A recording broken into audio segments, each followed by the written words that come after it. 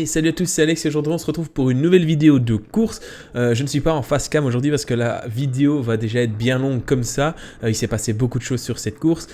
Et donc je me suis dit, je vais juste parler, ils entendront juste ma douce voix, ce sera très bien pour eux. J'espère que vous allez bien, je me présente pour ceux qui découvriraient cette vidéo.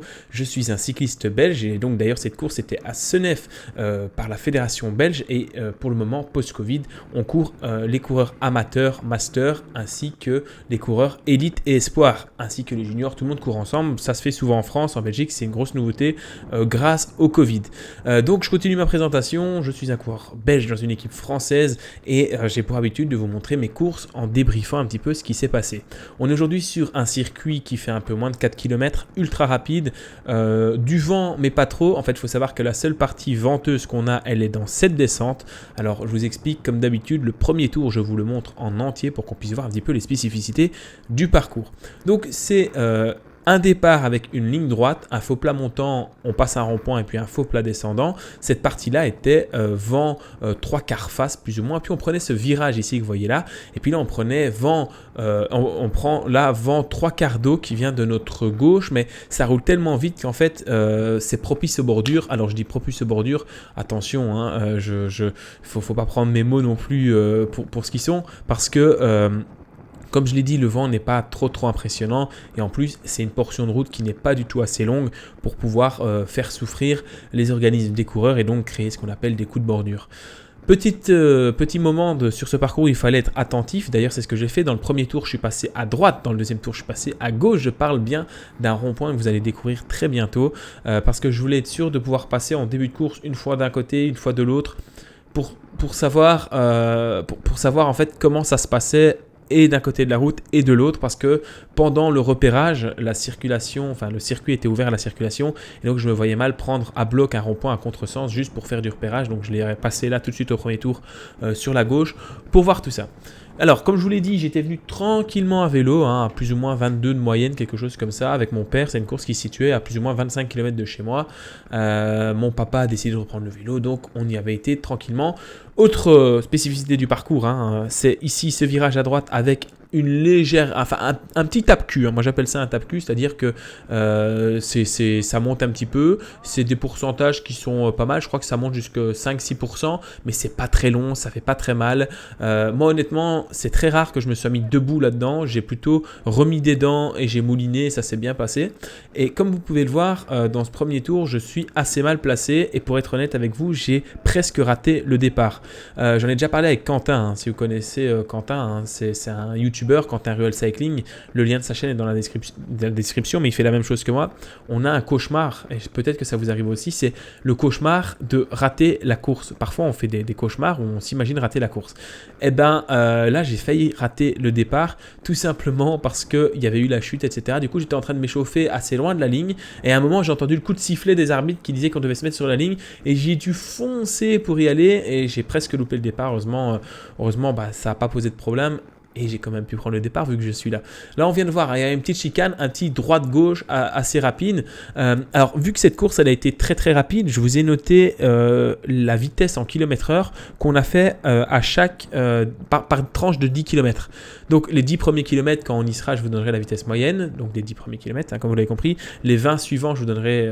les 20 premiers kilomètres, je vous donnerai la vitesse moyenne des 20 premiers kilomètres, etc. Enfin, vous avez compris pour que vous voyez comment ça a roulé plus ou moins, s'il y a eu des moments où ça a ralenti, des moments où ça a accéléré, etc.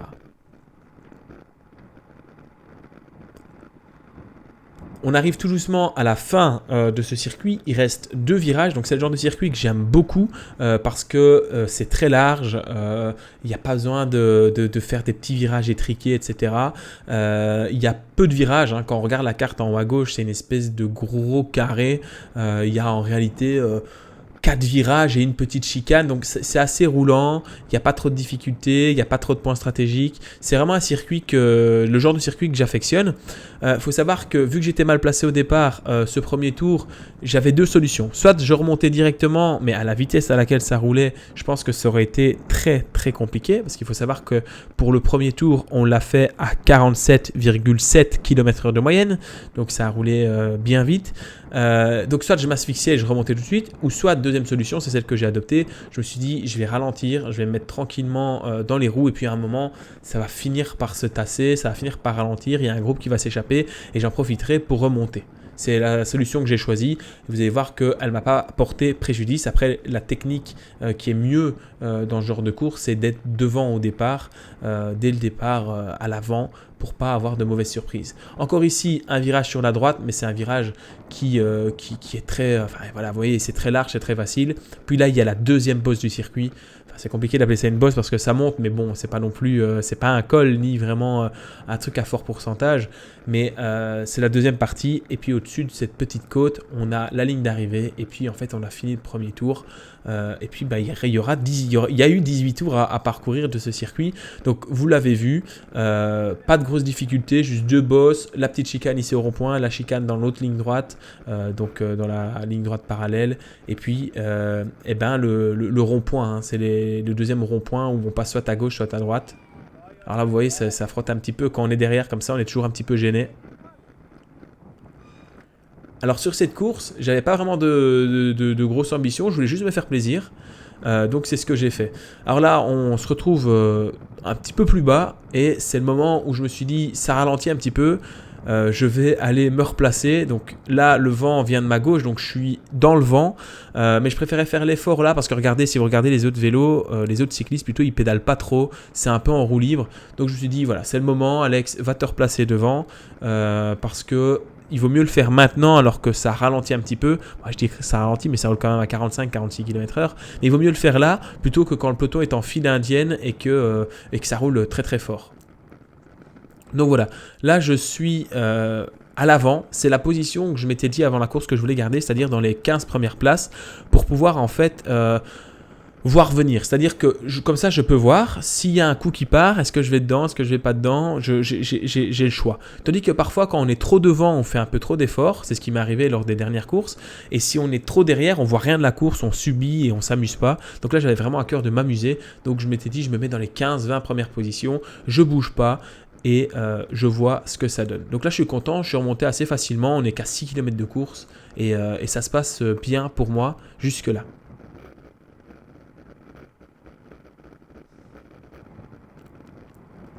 Alors regardez, c'est ce que je vous disais, je préférais être attentif. Donc par exemple là il y a une petite cassure. Alors on ne sait pas comment va réagir le groupe là, sur lequel je suis en train de revenir parce qu'après il y a le virage. Est-ce qu'ils vont relancer à la sortie du virage? Est-ce que ça va ralentir? Dans le doute, je préfère être bien placé, je préfère voir venir. Donc je colle tout doucement le trou et vous allez voir que j'ai bien fait parce qu'en fait ici ça va commencer à visser. Il y a le coureur là qui commence à attaquer. Je vais décider de prendre la roue. Pas spécialement pour prendre une échappée, j'avais pas envie de prendre d'initiative en ce début de course, mais je voulais juste suivre les coups, et ben c'est comme ça parfois qu'en facteur, il peut y avoir une échappée qui part, surtout qu'il y a quand même des bons coureurs. Hein. Il y a Gilles Van Den Bosch là à ma droite, il y a Dylan Heinen qui est super fort en ce moment, qui est à ma gauche, et là le coureur qui est en train d'appuyer fort sur les pédales, c'est aussi un coureur qui roule très très bien. Donc je décide d'y aller. Puis là il y a Louis de Guide qui s'en va avec un autre coureur. Louis de Guide il a roulé quand même dans des Continental Pro, que ce soit chez Sovac, etc. Donc c'est pas un petit coureur. Donc je décide quand même de suivre. Et là il va prendre quand même un beau gros relais. Derrière, à chaque fois que je me retournais, ça tirait la gueule. D'ailleurs on a pris quelques mètres d'avance, mais ça roulait tellement vite que c'est très très dur de s'échapper. Mais au moins, pour être honnête avec vous, je préférais être là dans les 3 premiers, même si c'est un peu trop haut dans le peloton, on a du mal à se protéger quand on est dans les 3 premiers là, mais je préfère être là que derrière dans la ficelle, dans la bordure, parce que là je vous assure que tout le monde était étiré. On se retrouve à nouveau à la fameuse ligne droite avec le vent de côté.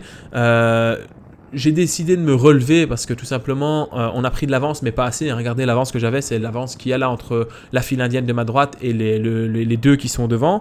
Donc autant vous dire qu'à un moment je me suis dit ça sert plus à rien, il y a du vent, je vais me remettre dans les roues. Et là l'objectif pour moi ça va être essayer de retrouver une place pas trop loin, donc rester dans les 20 premiers parce que autrement tous les efforts que j'ai fait pour remonter ils sont gâchés. Heureusement là il y a des coureurs qui remontent à ma gauche et donc ils me mettent à l'abri du vent et je vais donc rester à cette position et on a passé les 10 premiers kilomètres qui ont été roulés à une vitesse moyenne de 47,2 km/h.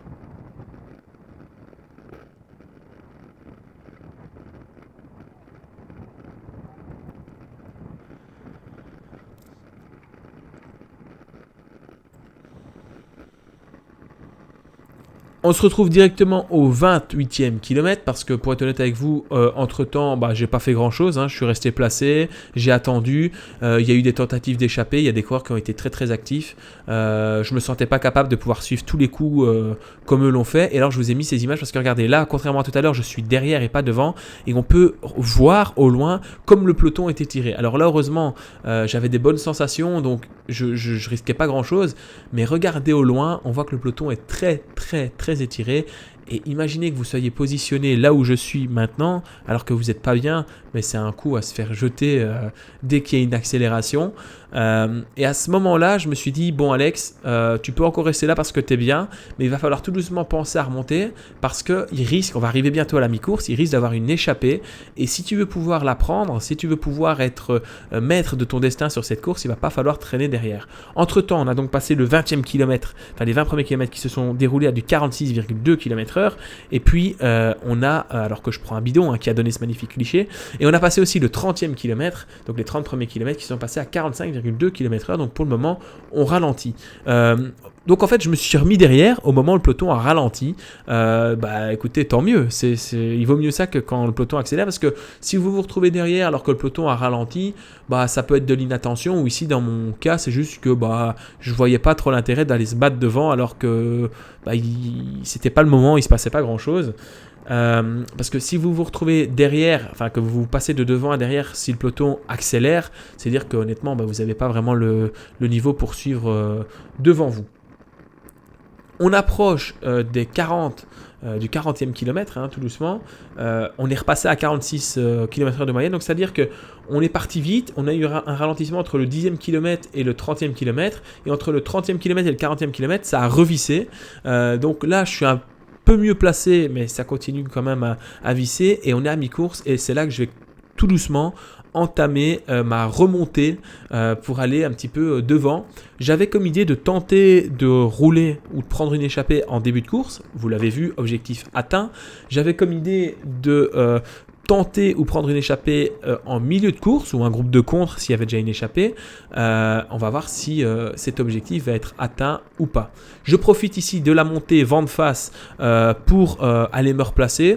Comme je vous l'ai dit tout à l'heure, c'est plus facile d'aller se replacer quand le peloton comme ça est en paquet et qu'il y a une petite difficulté, si vous savez le faire, plutôt que d'attendre que tout le monde soit en file indienne. Donc je vais aller me replacer, je vais gagner quelques places là dans cette ligne droite. On voit que je gagne même beaucoup de places et je vais me retrouver tout à l'avant de ce groupe et je vais pouvoir décider de si oui ou non je vais dans les échappées.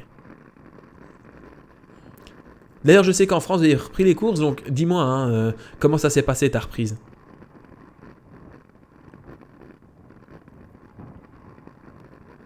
Allez, regardez, on a fait 500 mètres de plus et là je suis de nouveau en tête de ce peloton.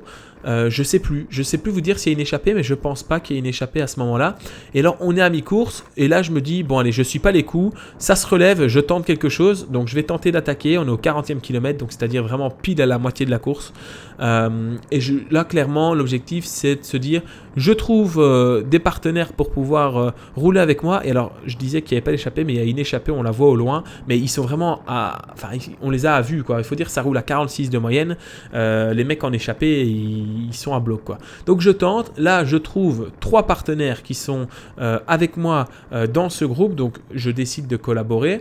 Donc je vais me faire passer le relais maintenant, je vais mettre dans les roues et je vais temporiser. Là je me suis pas encore retourné, je sais pas où est le peloton, je vois juste les deux gars qui sont devant moi, puis il y a moi et puis il y a un troisième gars et là je me retourne avant de voir si je vais passer le relais ou quoi. Je me retourne et là il y a le peloton qui est dans les roues, vraiment ils viennent de recoller dans le rond-point, donc je décide de me remettre à l'abri du vent, ça sert à rien de faire des efforts pour rien.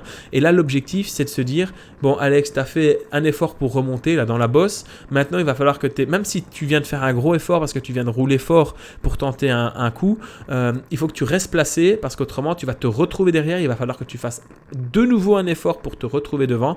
Donc je décide de rester dans les 10 premières positions, chose que je suis parvenu à faire. J'avais un peu peur de ce passage dans la côte là, dans la petite côtelette, parce que vu que je venais de faire un effort, je me suis dit ouïe, je risque de caler, et en fait pas du tout. Second souffle au top, ça accélère dans la bosse, je sais reboucher les trous très facilement, et quand je me retourne, le peloton est en file indienne. Alors heureusement ça va se relever, mais donc j'étais vraiment en fait très très bien. Allez, on joue le mot en accéléré parce que c'est vraiment un moment crucial de la course, parce que c'était vraiment un moment où j'avais envie d'être attentif. C'est le genre de course où, à mi-chemin, entre le départ et l'arrivée, il peut y avoir du mouvement. Et donc, je décide de passer les relais, etc. Le peloton est très très étiré. Je décide de continuer d'appuyer sur les pédales pour continuer à faire mal et essayer d'éliminer les coureurs qui sont un petit peu moins frais. Là, je me relève. On s'est relevés tous les deux d'ailleurs, on venait de passer les relais. Rebelote dans ma tête, là je me dis Alex, il faut absolument que tu recolles le plus vite possible pour pas non plus prendre trop de mètres et te retrouver à l'arrière du peloton, c'est pas l'objectif. Et donc là heureusement ça se relève, je me remets tranquillement aux alentours de la 20-25e position et tout roule pour moi.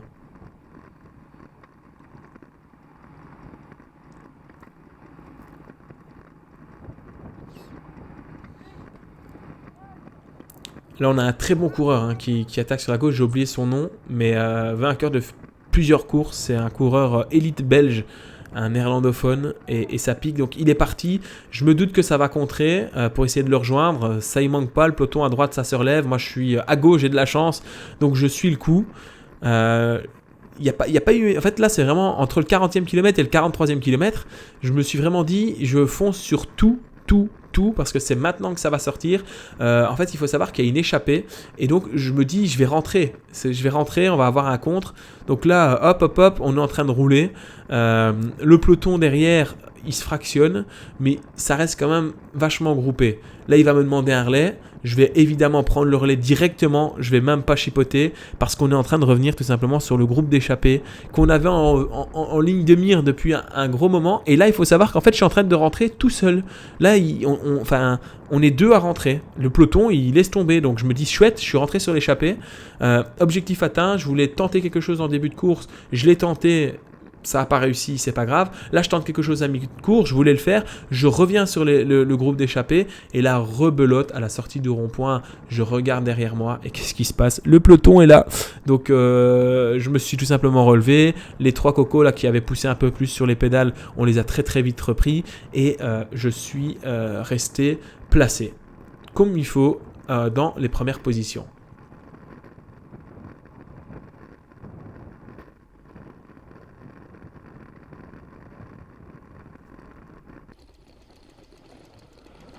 On se retrouve plus loin dans la course, alors vous l'aurez remarqué, j'ai changé de caméra et donc là je suis moins bien positionné parce que je vous avoue que changer de caméra quand ça roule à 50 km/h, c'est pas quelque chose qui est super facile. Il faut aller dans la poche, il faut l'allumer, il faut éteindre l'autre, il faut la positionner, vous voyez, c'est un petit peu la guerre.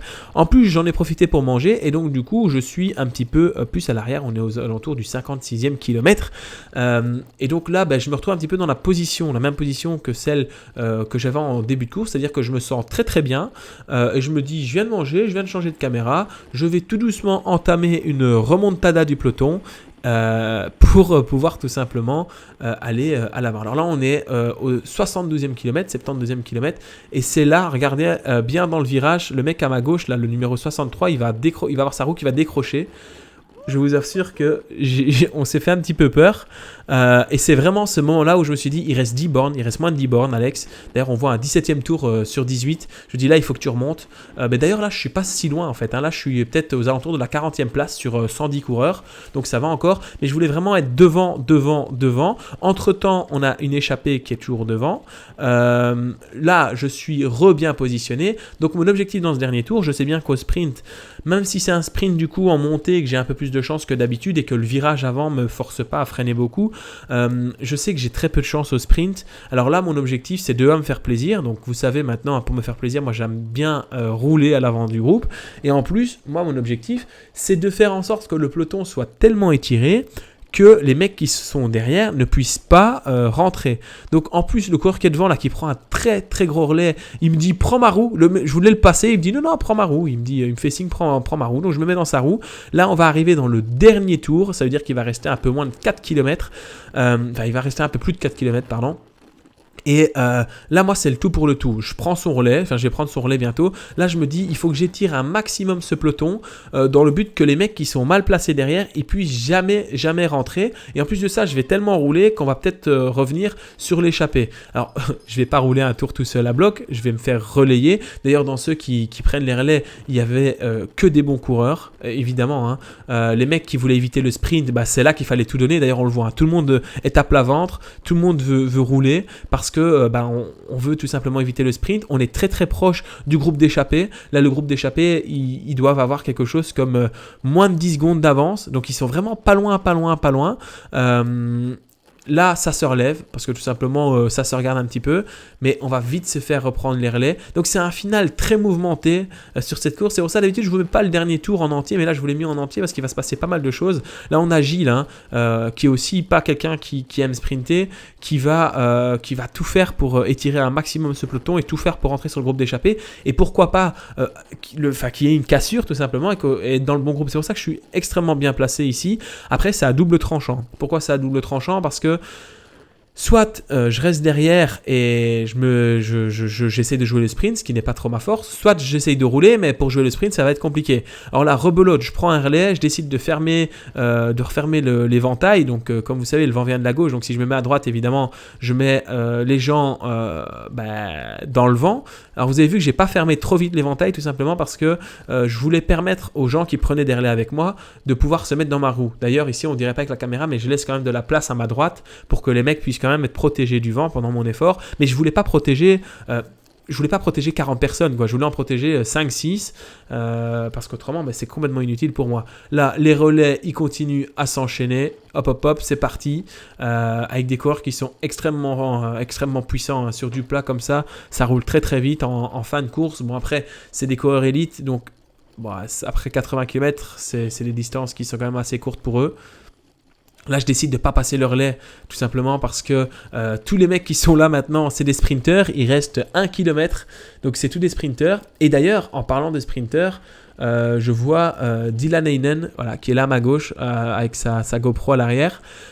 C'est lui qui avait prêté qui m'a donné d'ailleurs les vues de sa caméra quand ma caméra a planté lors des premières courses post-confinement. Et donc là, dans ma tête, j'ai deux solutions. Vraiment, je me souviens, c'est comme si j'y étais là avec la caméra embarquée. Je me disais, soit je prends la route Dylan, qui est qui est un très bon sprinter, et j'essaye de le suivre au sprint, et il m'emmènera comme un petit peu un poisson pilote. Soit je continue à essayer d'attaquer, et même s'il reste 1 km, je tente tout pour éviter le sprint. C'était les deux solutions. J'ai choisi la troisième solution, c'est-à-dire que ici ça commence, là et ça va encore parce que je suis bien placé, mais je peux poursuivre mon effort, mais je paye quand même les efforts que j'ai fait dans les derniers tours et que j'ai fait aussi en début de course. Et là, en fait, il va y avoir un moment où je vais continuer mon effort normalement. Voilà, là, je suis en 4e position. Et en fait, je vais me faire remonter de partout. Voilà, là, je me fais remonter par tout le monde. Il y a tous les gars qui commencent à remonter parce que eux, en fait, ils font leur effort maintenant. C'est-à-dire qu'ils sont restés quand même à l'abri pendant tout un moment. Et là, maintenant, ils font leur effort. Et au moment où ils font leur effort là, moi, je me rends compte que, en fait, je viens de faire quand même pas mal de gros efforts et je peux pas y aller. Alors, dans ma tête, je me dis, essaye de garder les roues. Le mieux possible, essaye de pas trop reculer parce qu'après la course que tu viens de faire, ce serait vachement dommage quand même d'aller finir 85e ou 90e sur 110 partants. Donc je vais essayer de rester le plus possible dans les roues. Là, il doit rester quelque chose comme 600 mètres, 700 mètres, quelque chose comme ça. Il reste un virage et puis c'est le sprint dans la montée. Et donc là, je me dis vraiment, Alexandre, tu vas jouer le sprint, tu vas sprinter. Alors certes, là, je suis aux alentours de la 40e position, peut-être pas, mais plus ou moins. Mais je me dis, Alexandre, tu vas faire le sprint, parce qu'il faut savoir qu'il y a l'échappée. Devant, il y avait un groupe de 10 ou 15 devant, plus là, je dois être en 25e position du peloton, donc je dois être en 40e position. On le verra pas sur la caméra, mais on a repris l'échappée vraiment in extremis. Donc c'était plutôt pas mal, mais là ça remonte de partout. Là, autant vous dire que pour moi qui ai un petit peu du mal à frotter, prendre les virages, j'étais en train de me chier dessus. Mais dans ma tête, je me dis vraiment, Alex, pour une fois, joue le sprint, ce serait dommage de faire une mauvaise place. T'as quand même fait une course qui était pas trop dégueulasse, pas mal du tout, fais-toi plaisir. Donc c'est tout simplement ce que je vais faire. Et là donc, on est parti. Là, le sprint est clairement lancé, hein.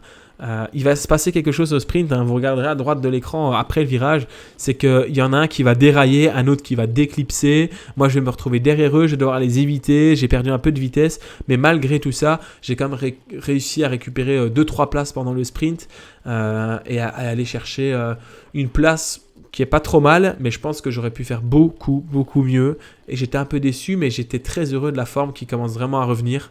Donc c'est vraiment un très gros plus de se sentir aussi bien sur une course. Allez hop, le dernier virage.